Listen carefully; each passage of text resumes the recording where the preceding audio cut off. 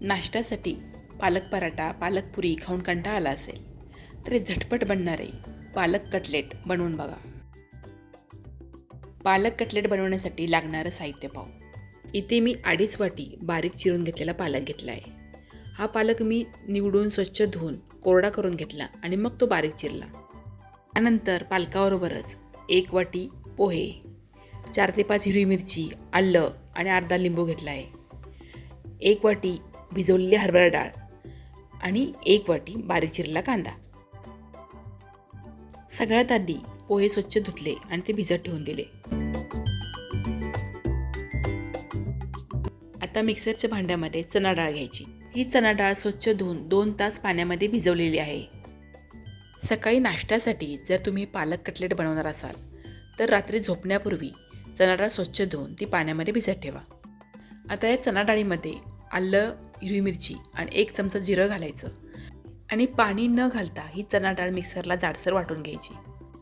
ही चणा डाळ थोडी जाडसरच वाटायची, म्हणजे त्याची मध्ये मध्ये थोडी डाळ दिसली पाहिजे. आता ही वाटलेली चणा डाळ एका मोठ्या बाउलमध्ये काढून घ्यायची.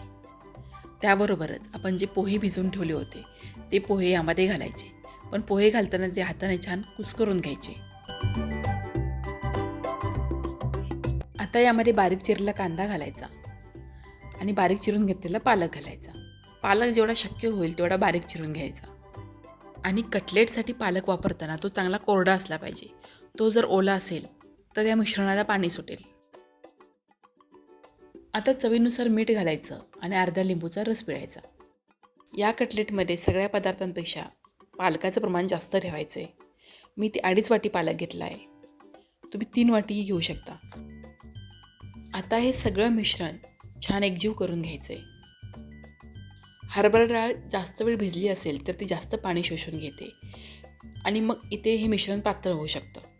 त्यामुळे हरभरा डाळ जर रात्रभर भिजवली असेल तर ती कमीत कमी 15-20 मिनटं नितळायला ठेवून द्या आणि मगच ती मिक्सरला बारीक करून घ्या.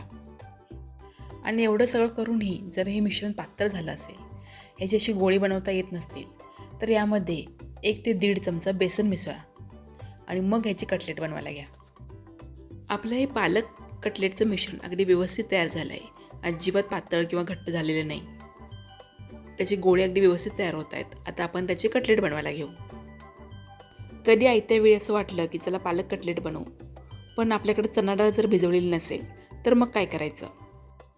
तर चणा डाळ स्वच्छ धुवायची आणि एका स्टीलच्या हवाबंद डब्यामध्ये ठेवायची.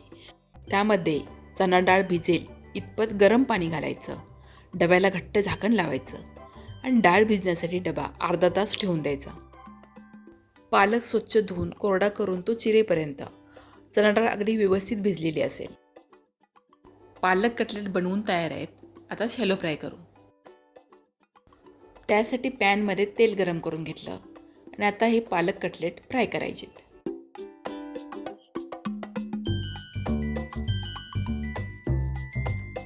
कटलेट तेलामध्ये सोडताना तेल चांगलं तापलेलं हवं, नाही तर कटलेट पॅनला चिकटून बसतील.